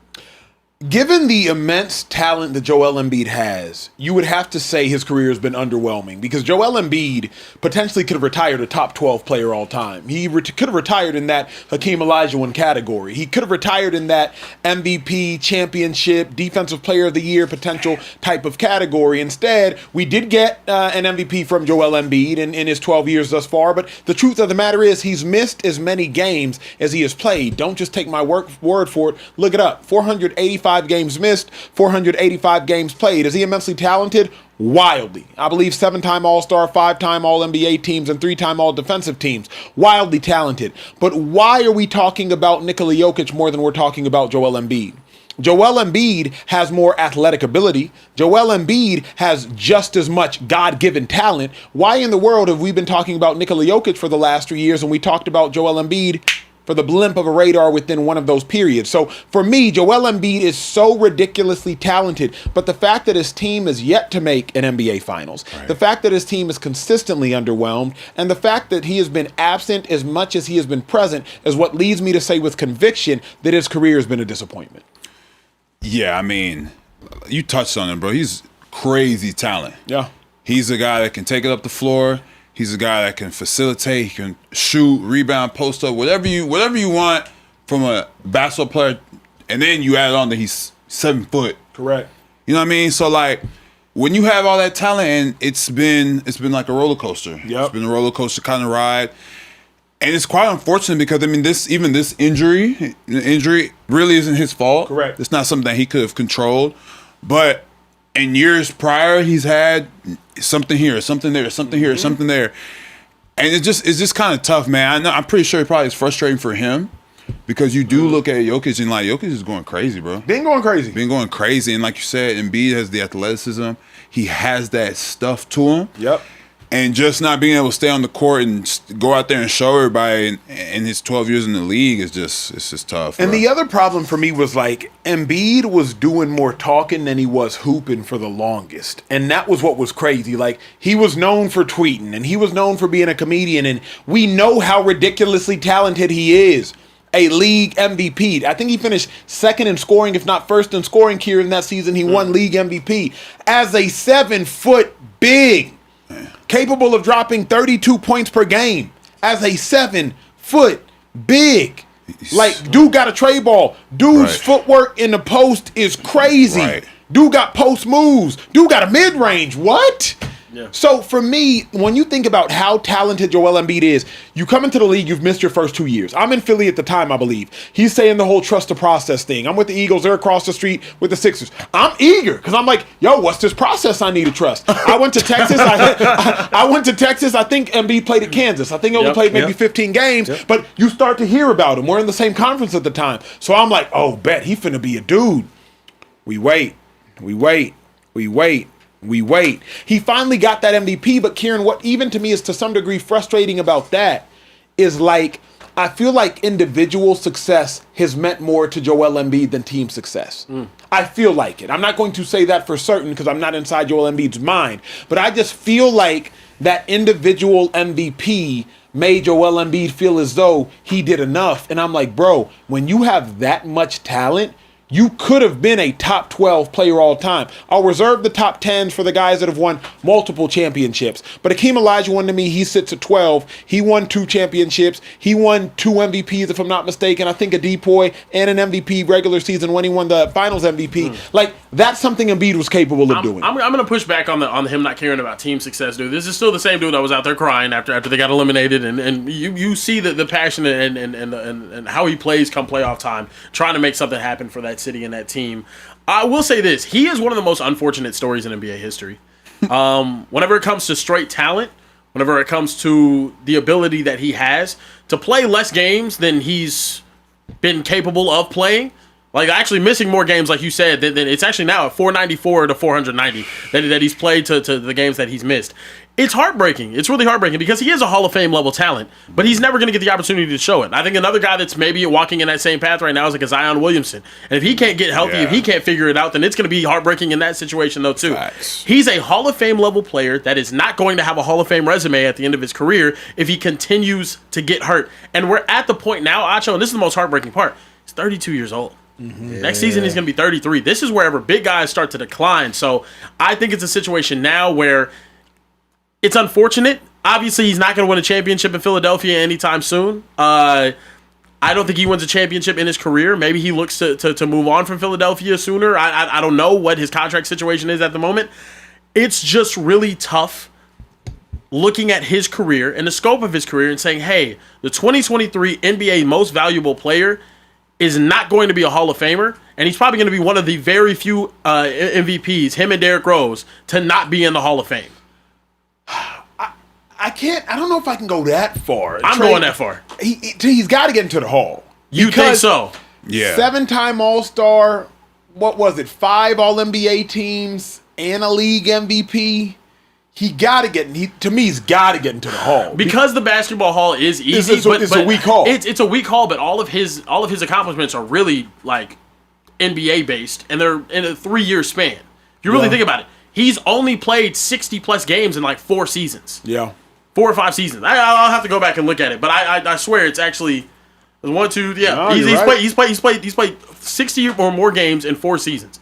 By the 65 game threshold that we're going by now, he has 2 seasons in his entire career that would have met that threshold. That's crazy. God, that's crazy. That's crazy. He hasn't had a season where he's played the full season. No, never close. Not even close. He hasn't sniffed 70 games. He had sniffed. The highest season output that he's had was back-to-back years, 22 and 23, which he won the scoring title in, averaged 30 and 33. And then after that, bro, he hasn't been able to play 40 games in the last 3 years. Is Embiid's got to be a Hall of Famer?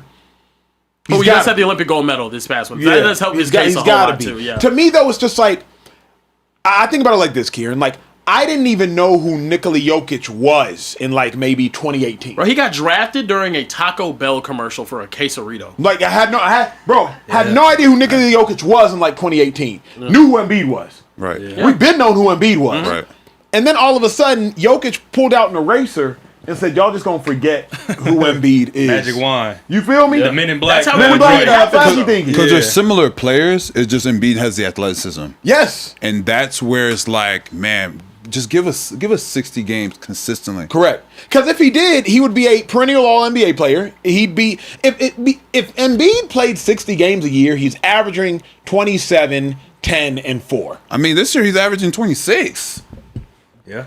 I'm 26 and 7. Can I ask y'all, would a minutes restriction, like a harsh minutes restriction, help him, hurt him long term? They tried it. Then they tried it. He's getting 30 minutes a game right now over the past 3 seasons. Yeah. I think that's too much. Maybe put him out there for 22 minutes a But game. here's the problem. Try to use him The whenever you truth of can. the matter is, Wemby is the type of I'm saying Wemby because that's where I'm going with it. Embiid is the type of person you needed to treat like Wemby years ago at birth. To trying to do it retroactively, once you already got bad knees, you got bad knees. Yeah. You can try to like load manage those bad knees, but you needed to put Embiid on a minutes restriction out the womb. Yeah. You can't try to retroactively now put him on a minutes restriction because, bruh, and then to get appendicitis? Well, okay, now we're not gonna hold that against. But that's random. But here's the problem, and CEO knows this. That's why, Trey, you can't have the unfortunate injuries, because then when you have the random injuries, it just adds to it. Right. Yeah. It kind of gets to a point where they're like, man, this is damaged goods. Yes. How can we kind of like move on from this? Well, you can't. That's my other thing, bro. No trade value. Okay, y'all help me out with this, but since Embiid has been in Philly, the Pacers have made a conference finals. NBA finals. The Raptors. I'm just going conference. I'm just going conference. Oh shit! I'm lowering the threshold. Since he's been in the NBA, I just want to lower the threshold. The Heat have made a conference finals. Yes. Just going Eastern Conference off the top of my head, I will miss teams. The Cavs have made a conference finals. The Raptors have made a conference finals. The Pacers have made a conference finals. The Celtics have made a conference finals. The Knicks last year have made a conference finals.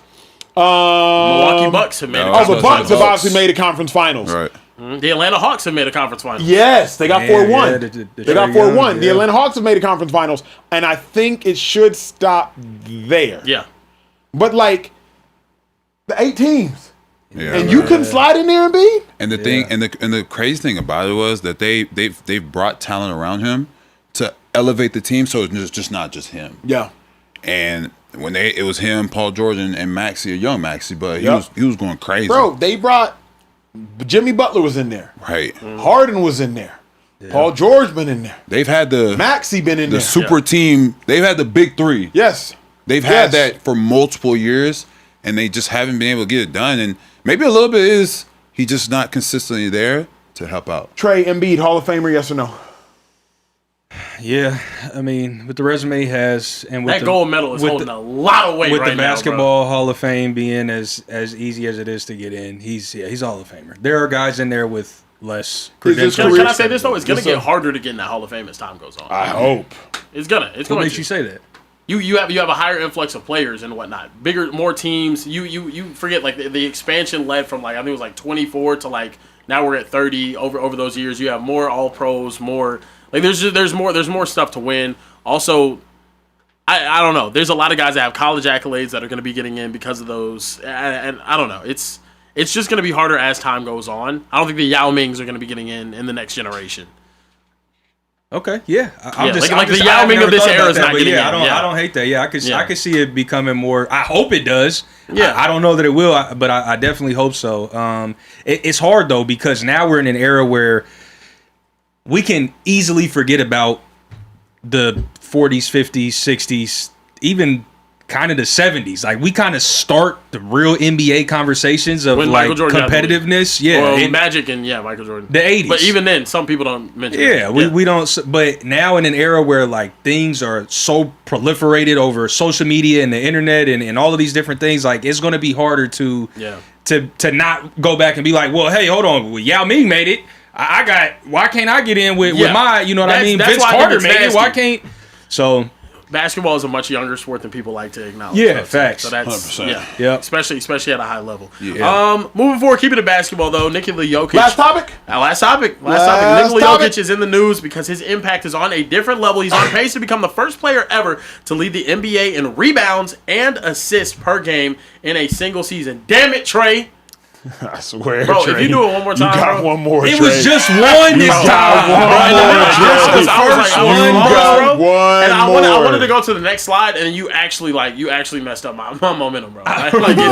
Start it over, please. Come on, bro. Start it over. Okay. And for the sake of the YouTube, like we gotta, bruh. Goodness gracious. He's gonna have to edit around it. Can you keep it together now? Just don't. All right, bro. Please keep it Okay. together. All right, my Goodness grow up. gracious, bro. Such a kid. God bless, man. Anyway, look. Stop acting. Nikola Jokic's impact on a different level. He is now on pace to become the first player ever to lead the NBA in rebounds and assists. You good? Bro, I swear, I saw a dust particle land in front of your face. Good, and bro. I swear, Keep reading. I swear, bro, if I can't get through it, dog. I actually cannot handle any more social sneeze jokes. Can you please continue with the introduction, please? Come on, bro. Goodness gracious. Anyway, Jokic is now on set to be the first player to lead the league in rebounds and assists. He also has the most triple-doubles in the NBA by a wide margin, 34 for Jokic. Luka with 8, Wemby with 1, SGA with none. Real MVPs can get a triple-double nugs and get buckets. That's crazy. On Twitter. That's hilarious. Fellas, is Nikola Jokic being disrespected in this MVP race? He is. But I want to go as far as to say Nikola Jokic is being disrespected in his career. And that sounds crazy given how much credit he's given.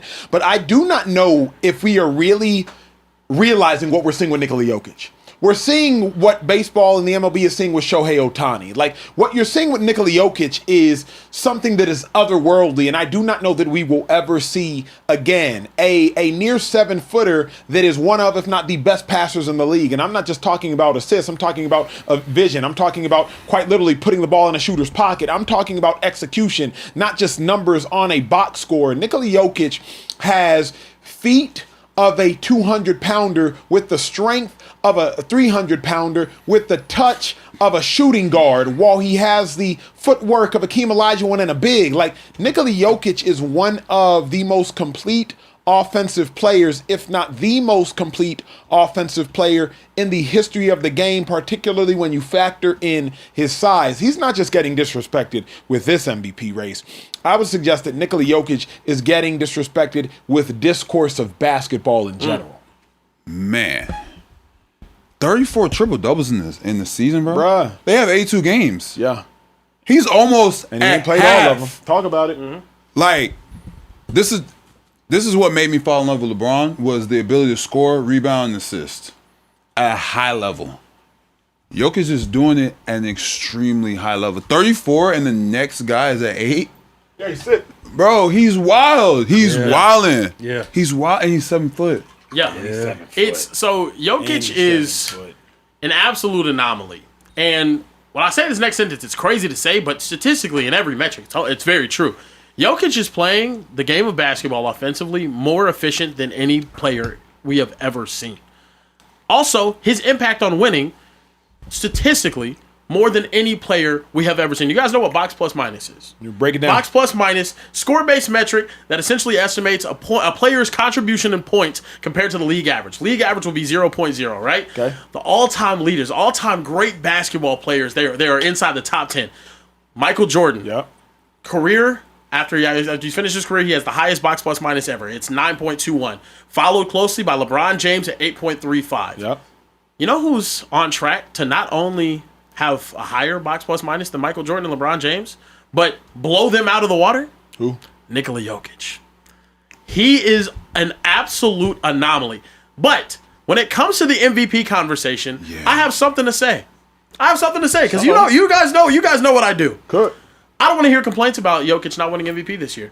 Why? If you told my boy Luka Doncic 2 years ago, who averaged 34, 9, and 9 on a 50-win basketball team, that his team's standing wasn't good enough for him to win MVP, I don't want to hear it this year either. I'm sorry. I don't want to hear it this year either. And if we care about team success more than we do what an individual is doing, then let's keep that the standard for individual awards. I've heard so much, and I'm not saying that that's what I want. It's not what I want, but I've been beat down about this topic, Charles. I have.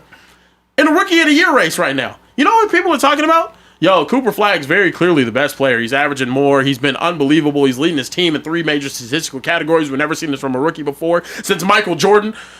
But Concanible's team is better, so we should probably give him Rookie of the Year. It's absolute bullshit. And I'm not going to sit here and take it. Well, you're standing. I am standing. I need to. I think it's a ridiculous notion that team success should matter for individual awards. But if this is the standard that we've been voting on for MVP, there has been big games where Jokic's team has fallen up short. Not because of any bad play from him, but whenever you're watching him play against Luka in the last matchup that they have of the season, and Luka outplays him, and Luka has an amazing game. But let me use that against you. We just saw Nikola Jokic versus Victor Wembanyama. Absolutely. Game went into overtime. I think it was in San Antonio, if I'm not mistaken. And Nikola Jokic schooled Victor Wembanyama. He handed him a pencil, handed him a ruler, told him, sit down. It's time to start class. And he took him to work until the bell rang. I agree. But Acho, his team's the second seed. And they're 160 games, bro. So Wembanyama's more valuable. Man, we got. That's what they say. I don't know who started that presser, but it has to stop. MVP is the most valuable player. It does not mean most valuable player on the best team. Yeah, we start adding the extra. Oh, he gotta be no man. But even to this point though, if you, and I hate doing this, but we have to, and we all have the IQ in here to do it, and y'all have the IQ watching the show to do it. Take Jokic off the Nuggets and take Shea off the Thunder, and the Thunder have a significantly better record. Absolutely. Yeah. So like the Nuggets are a playing team. Right. By the grace of God. Right. If Jokic is off that team. Yeah, maybe. You know what I mean? So you take the Thunder, I think the Thunder is still a 6 or 7 seed. 6 seed probably. If you take the Nuggets Shea did well off this season whenever Jokic was out. He came back, they struggled a little bit, but still. If you're talking the duration of exactly, if you're talking the duration of a season. Yeah. So for me, like Nikola Jokic, I just think he's an anomaly, bro. Like I was watching another show, I think it was the Arena and they were saying how like, yes, Shaq was more physically imposing, but when you just talk about skill, I don't know if there's been a more skilled big. No. Like Nikola Jokic, I don't know if there's been a more skilled big. Dirk was a great shooter, but Nikola Jokic, I think Dirk in this era might have been facilitating like that, but he didn't. So like, I can't say that. He just didn't. Dirk was not near the passer that Jokic was. Big. But Hakeem wasn't a 3-level scorer. No, I don't think there's. That's why I said Embiid. Dirk. Yeah, Dirk a 3-level scorer, but I don't think Dirk had. Dirk wasn't crashing glass. Also, Dirk was not a rebounder. Yeah, Dirk wasn't a rebounder at all. Like he wasn't crashing glass like Jokic was.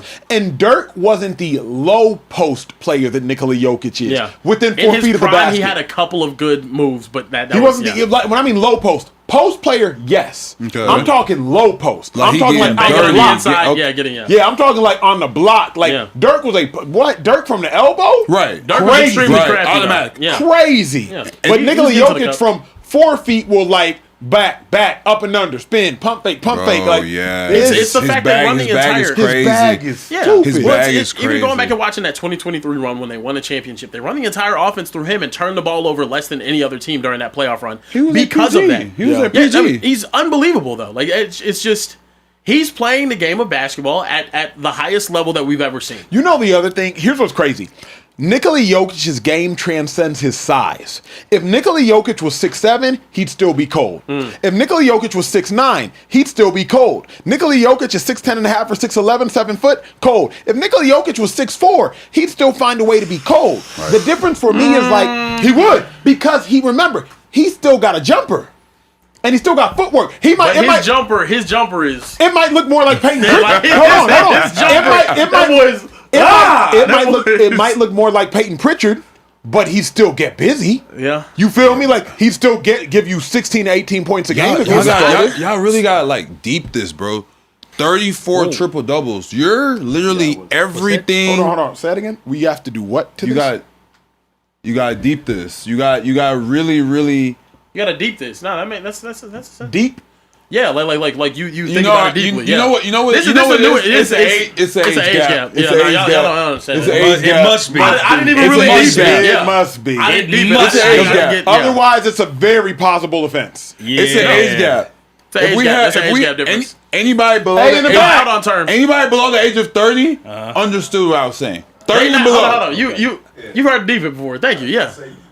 Yeah, right. Yeah, fine. So okay, I'm with you. I'm with you. Come on, They've been remedied by those off camera. Come on now. It's okay. We hear it's an unction. Yeah, that's cool. Hey, I hope they make it to UNC status. You feel me? It's a blessing over here.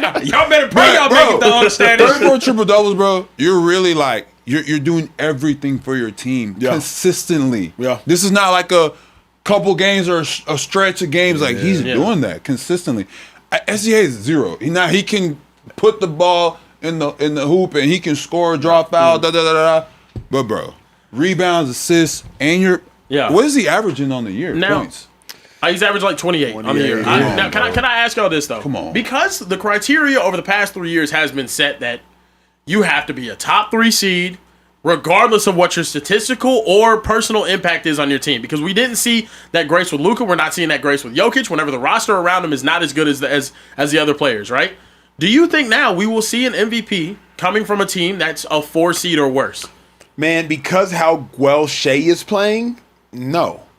Because SGA might be if Jokic is an A++, SGA is an A+, and his team's a 1 seed.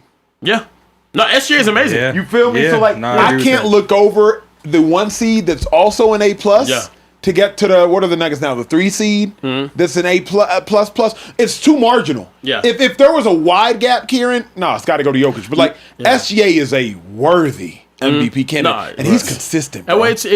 He's also playing the game as a guard more efficiently than anyone we've seen since Michael Jordan. Yes. Him and Michael Jordan are the only guards to have multiple 30-point seasons with shooting over 50% from the field. I get that, but we've seen a lot of crazy scores though. Let's be honest. We haven't seen a lot of triple double guys.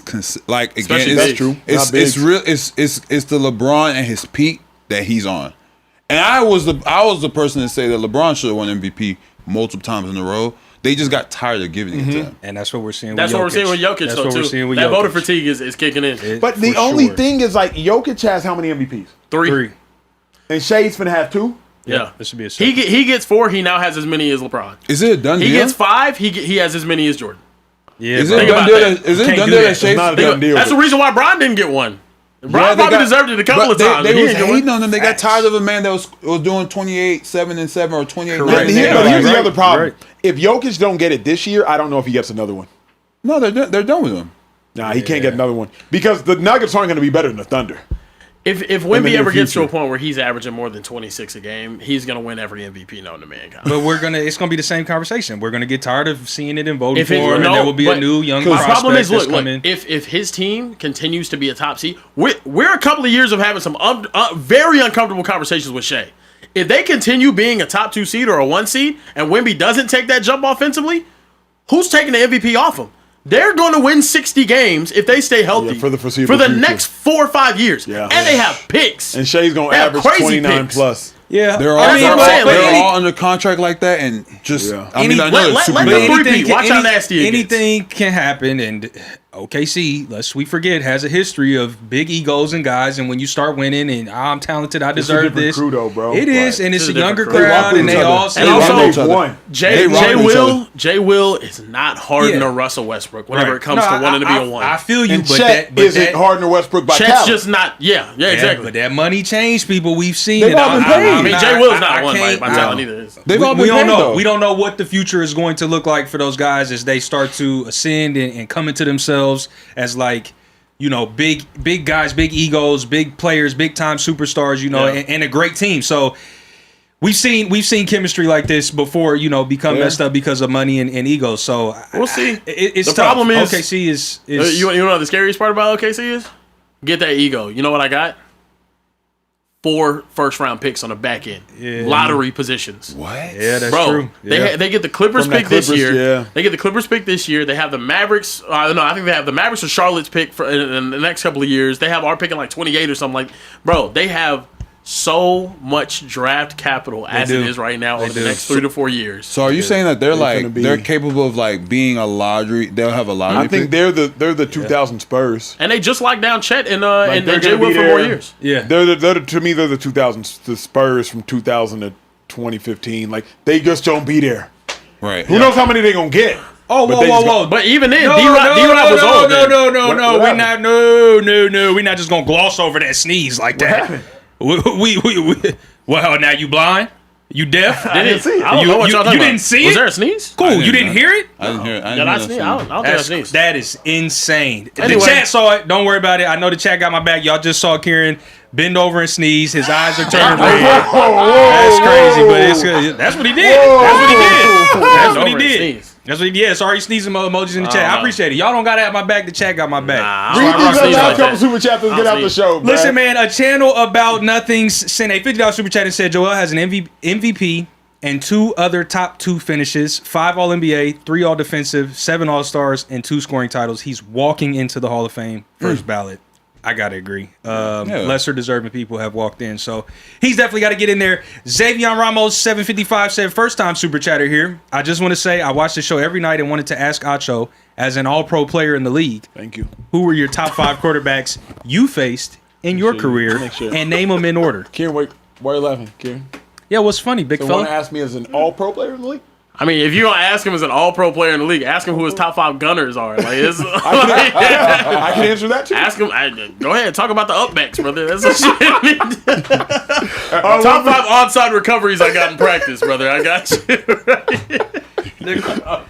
The question was, as an All-Pro player in the league, who were your top 5 quarterbacks you faced, and name them in order? Top 5. Yes, that's a wild question. Top 5 players I was in the meeting room game planning against. There you go. Yeah. Peyton Manning's 2013 Broncos. There's nobody better. Oh wow, there was nobody. That's better. crazy offense. There was nobody. I don't. Tom who? There was nobody better than Peyton Manning's 2013 Broncos offense. That was crazy. Then obviously Tom Brady, because shut up, Charles. then Tom Brady.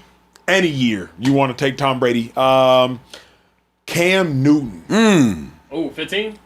I forget about that. It would have been either maybe 14 or 15. Cam Newton's offense. Was his MVP year. That was the hardest offense I've ever had to game plan against. And when I say I game plan, because I would make the notes for the linebackers that were starting but weren't as smart as me. That Cam Newton offense. Do my homework. Paper boy. Bruh. Like that Cam Newton offense. Let me see your test. Because they started off the whole read option stuff and all Started that. the 3 read option. They had the 2 running backs. Right. They had D'Angelo Williams and Jonathan Stewart. They did. And then they would go 12 personnel. It was crazy. It was crazy. It was a headache. What are you laughing at, kid? Acho, got your notes for you, D'Amico. Hey, bro. Here's your homework you ordered. Here you go, man. Bro, let me ask this question. When they come out at 12, you really want to... Nobody else really. Those 3 stuck out. Nobody else really moved me. Like Tony Romo was a problem, but nobody else really. Those 3 though were nightmares. Yeah, he was in the league with Romo. That's why I say he old, bro. Bro, for real. That's crazy. Yeah, he was done before Dak got drafted. Wow. All right. Oh my God, that is crazy. Yeah. All right, listen. JoJo04D3G jumped in the super chat and said, "In my opinion, Joel Embiid is basically like Greg Oden, same kind of dominant potential, but held back by injuries. He just managed to stay in the league. Greg Oden? Okay, hold on. Time out. That's disrespectful as hell. Let's not do too much on my guy, Gio. Through 2 years of Who's your native? Of course, Embiid missed the first 2 years, but he did show something after that. Greg Oden got taken over Kevin Durant in the NBA draft. Yeah, and it was not a bad. Like nobody was sitting there being like, nobody batted an eye. Nobody was tripping when it happened. Nobody was saying it wasn't just. Like Greg Oden was a baller. State. Because coming in, he was supposed to be that guy. Because he was cold. But to compare Greg Oden and Joel Embiid, bro, Greg Oden did nothing. Not career-wise. Greg Oden, not career-wise. He averaged 2 and 2. But potential. His last year, he did. Joel Embiid has shown his potential. He's for sure. No, Greg Oden was like Greg Oden doesn't count. Yeah, no, unfortunately, yeah. I got your back. That injury JoJo. was bad though. Like he ended up missing 66 games. Yeah, bro. He played. Yeah, he started 66 games his entire He career. was like but that's because of the injury. The injury was that bad. Joel Embiid had that kind of injury. No, I can never do that. Yeah, that's bad ball. Why does Oden look like LeBron? Stop. Oh, bro. Okay, that's stop. Now you know. Doesn't he? No. You don't No, he doesn't. Nah. Kieran, go back to that one picture. Okay, Greg Oden looks like he got hit by. Never mind. You don't think he looks like LeBron? Whoa. LeBron's gonna go ahead, LeBron's gonna get on your ass for that one. Yeah, I guess he kind of does. Thank you. Well, y'all act like I'm crazy. No, he doesn't. Like LeBron. A little bit. But not like. But you know what? He don't it's really from the look like eyebrows LeBron, up. It's the one on the left. It's from that one right there. Right here, he looks like LeBron. Greg Oden has a strong face. That's one way to put it. LeBron's facial features are not that strong. Kieran, Trey, keep reading the super chat. Listen, Kimro200X said, old head here. I've been watching basketball for a long time, and I've never seen anyone like Nikola Jokic being a Nuggets hurts him, which is crazy to say because he brought a title to Denver. He is dismissed too easily. That's a great point. If I don't hate it. played for the Knicks or the Lakers, he'd be a top 10 player all time or already. the Celtics, yeah. If Jokic played for the Knicks, but I like this though. Because I don't want all that. He doesn't deserve all of that inflated aura. He is objectively phenomenal as a player. I don't want all the he's an LA Laker, and now we got all these crazy rabid fans that are like, he's by far the best center of all time right now. If he retired today, I don't want that. Let's just keep talking about Jokic how we are. It's not unfair to have him in those conversations. He's not. But it's not unfair to have him in those conversations. No, I don't think so. I think by the end of his career, he'll probably go down as the best big man we've ever seen. Most dominant still belongs to Shaq. Will always and forever belong to Shaq. But best, most talented. The problem is people are gonna be like, "Oh, he doesn't have rings," and it's like it's. Man, he got a chip, bro. The world are gonna be like, "He don't have rings." The rings he got a chip though, G. He has a tough chip too. He has the only chip in. I think it's him and Hakeem have the only chips that are like without an all-star on the team or something. And championships is more than just one guy. Yeah, and at least he got one. What else we got, G? He did get one. We can finish the super chats. Okay. With our women regular, Terrence Smith. She's been hot on the super chats tonight. Okay. She said, now, Acho. I resent the implication that I'm on the sauce. Okay, what's on then, T. Smith? Just sending a little bit of appreciation. That's it. Okay. And yes, God is good regarding the finances, but I'm done now. Your girl got bills. I hear that.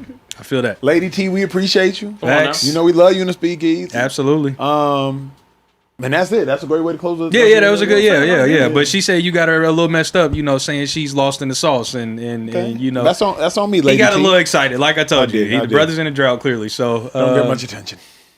Don't get much attention. It's crazy. Karen, I don't get much attention. Was just in here dogging my boy Diego. Oh, you broke ass bitch. Ethan! I don't get much really attention. like me. I just have 1 million followers on Instagram, and I don't get Louder, much attention. I'm gonna go host The Bachelor again. Yeah, come on now. Ladies and gentlemen, it's been an amazing show. We appreciate you guys. Women. We will be back here Sunday night, 11:15 p.m. Eastern, 10:15 p.m. Central, and 8:15 p.m. Pacific. Here in the Speakeasy, we do not respect Mountain Time. We don't. Unless Trey's daughter Malin is in the building, but she is not. But she not. So we do not respect Mountain Time. For Carebear Kieran, for Charles Omenihu, Emmanuel, Acho, Social, Trey, and everyone in the back, make some noise in the back. Like, subscribe, do it. Hit the button to be notified when we're going live next. And we'll see you guys next time right here in the Speakeasy. Peace.